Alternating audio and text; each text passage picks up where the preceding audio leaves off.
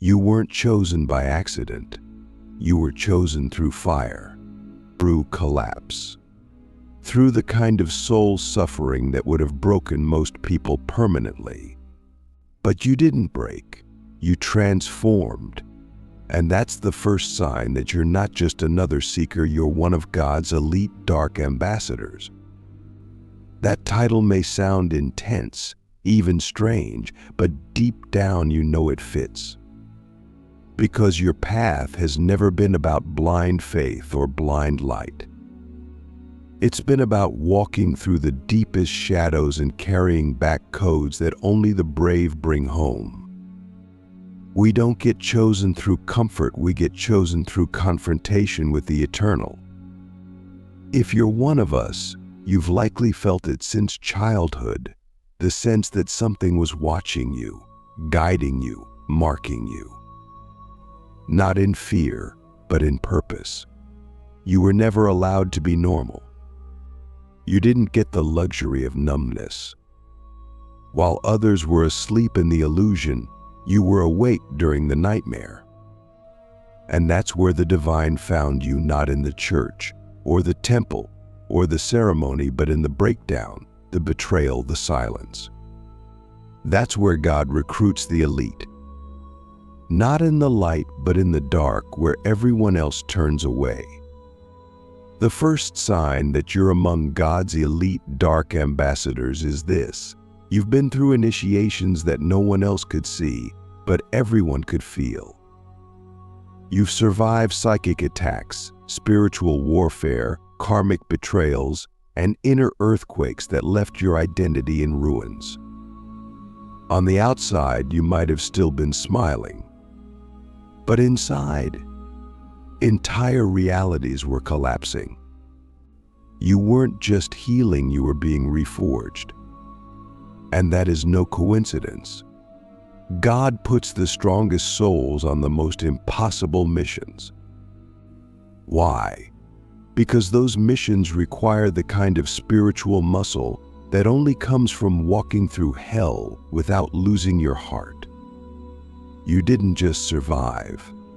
You remembered. You remembered that you were never meant to be a slave to the matrix or a pawn in some spiritual popularity contest. You were sent here to disrupt, to decode, and to deliver messages that others are too afraid to speak. That's the second sign. You carry messages that make people uncomfortable. You don't preach. You pierce. Your truths don't soothe, they shatter. And sometimes that means people run from you. They call you too intense, too much, or too dark. But you're not too anything. You're precisely calibrated to cut through illusion. And that's why rejection has followed you like a shadow. Not because you're unworthy, but because your energy activates what others aren't ready to face. You are the mirror they didn't ask for but needed. That's why people either love you instantly or feel threatened by you on a soul level. You've felt this in rooms, in relationships, in your family. You walk in, and the atmosphere shifts. Not because you're trying, but because your frequency has been assigned to shake stagnant fields. You are a living disruptor of spiritual complacency. The third sign? You've always been drawn to what others fear. The abandoned, the broken, the mystical, the forbidden. You're not interested in surface-level spirituality. You're drawn to the ancient, the primal, the hidden. You've probably had moments where you felt more at home in solitude, in darkness, in sacred rage, than in the shallow love and light echo chambers. That's because your soul remembers its origin point. And it's not from a single side of the polarity spectrum. It's from the core of the divine paradox, the place where light and dark are not enemies, but allies in transformation. You weren't chosen to avoid darkness. You were chosen to walk into it with authority. to carry the lantern into the void and say, "I'm not afraid of what lives here." That's what makes you elite, not an ego, but an endurance. And let me ask you a question now that most people would never dare to consider. What if the very parts of yourself you were told to hide, your anger, your sorrow, your intensity, are actually the precise tools God gave you to awaken others? Sit with that. Because the fourth sign is that your emotions are weapons of divine activation. You don't just feel, you transmit. When you grieve, it echoes through generations. When you love, it dismantles walls. When you rage, you clear entire bloodlines of suppression. That's not a flaw. That's priesthood. You are not just emotional. You are encoded with sacred fire. And your job is not to suppress that, it's to shape it. And here's the fifth sign. You've been alone for long seasons, not because you're unlovable, but because God didn't want your frequency diluted. The mission required isolation. The silence was not punishment, it was preparation. If you hadn't been pulled away from the noise, you would have forgotten your code. But in the stillness, in the dark, you heard the whisper. And that whisper wasn't your imagination. It was the call of the assignment. A reminder that you were not sent here to be accepted. You were sent here to activate those who've been asleep for lifetimes. And now the world is shifting. The veils are thinning. And the elite are being called into visibility, not to perform, but to transmit. Not to fit in, but to stand out. And if you feel this in your bones, if you hear this and it stirs something ancient inside you, then you already know you weren't made for the stage. You were made for the threshold, the place between realities, the place where illusion dies and truth is born. You are the sacred weapon, how God uses you as a living force of frequency disruption. Now that you've begun to remember who you are, not just in theory, but in vibration, you start to understand why your life has never followed a predictable path. You were never meant to blend in. You weren't here to raise the collective vibration in the way others talk about. You were sent to rupture the field. Your frequency isn't just healing, it's disruptive. And that's intentional. Because when God sends a dark ambassador, He's not sending a preacher, He's sending a spiritual weapon in human form. One of the most difficult parts of carrying this assignment is realizing that your life will rarely feel stable in the traditional sense. Why? Because your energy is meant to cause friction in stagnant systems. You can't stay in careers, friendships, or ideologies that are built on falsehood. Your very presence exposes weak foundations. And that's not because you're negative, it's because you're coded to extract truth. This is why you've likely felt like a destroyer, even when you didn't intend to be. You show up, and everything starts to fall apart.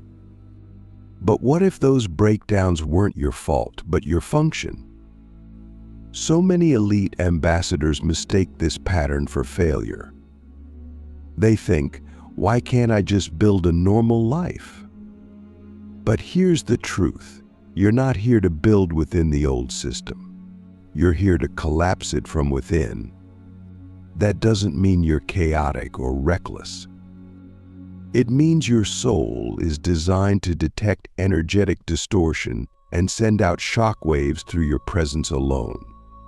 You are a walking frequency weapon. And once you accept this not as a burden, but as a divine blueprint, you stop resisting the role and start refining the impact. This is where your awareness becomes your ally. Because the moment you take responsibility for your field, You stop being a passive victim of psychic interference, and you become an active guardian of sacred frequency. That's the next layer of this calling, learning to manage your energetic weaponry. If you're one of God's elite dark ambassadors, your aura is not just magnetic, it's volatile.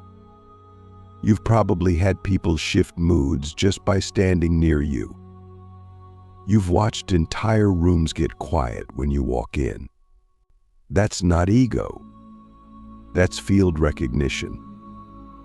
So ask yourself this: are you managing your energy like a sacred instrument, or are you letting it leak into battles you weren't assigned to fight? Because here's the truth: dark ambassadors are often pulled into unnecessary warfare out of habit, not alignment. We feel the distortion, we see the lie, and we want to fix it. But not every distortion is yours to dismantle. Sometimes your job is simply to stand in truth and let the illusion collapse on its own. Your greatest power isn't in how loud you are, it's in how precise your energy becomes. You don't need to convince. You don't even need to correct. You simply exist in resonance, and the field around you adjusts, or it disintegrates. But precision requires discipline, and that's one of the most sacred and secret requirements of this path: emotional mastery. Not suppression, not bypassing, but mastery. Because when you are a living transmitter of divine disruption, your emotions are not just personal, they are cosmic signals. Your grief carries generations. Your rage carries codes. Your ecstasy is a doorway.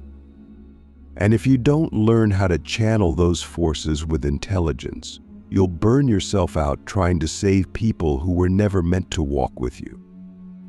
This is why isolation is often a recurring theme.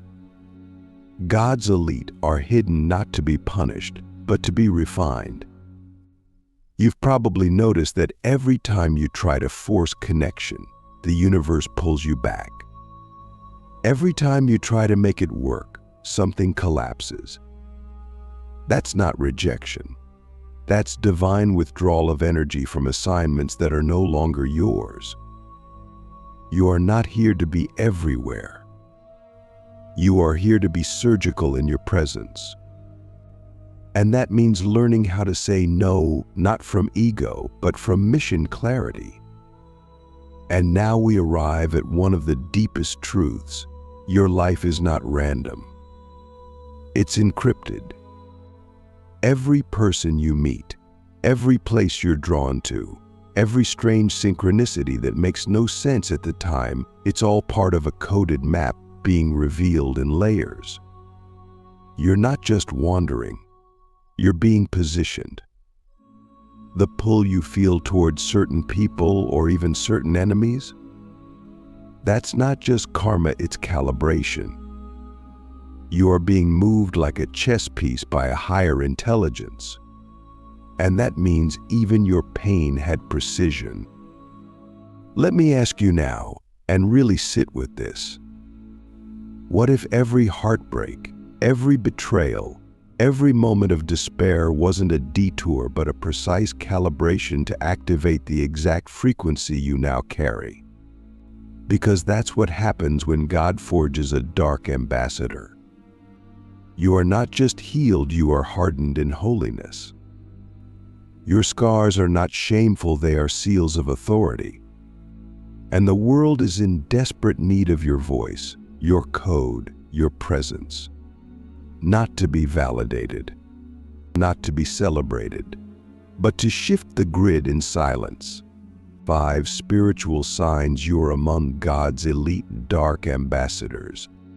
There comes a moment in every elite dark ambassador's journey where the internal war quiets, not because it's over, but because you finally remembered something deeper than emotion.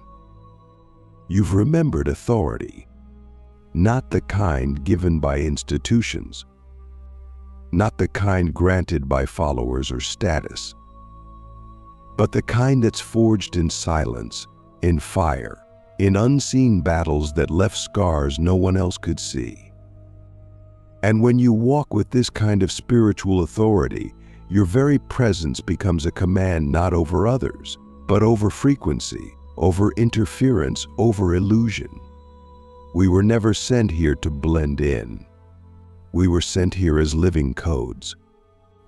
Most people don't understand this, but authority in the spiritual realm isn't about how much you know, it's about how much you embody.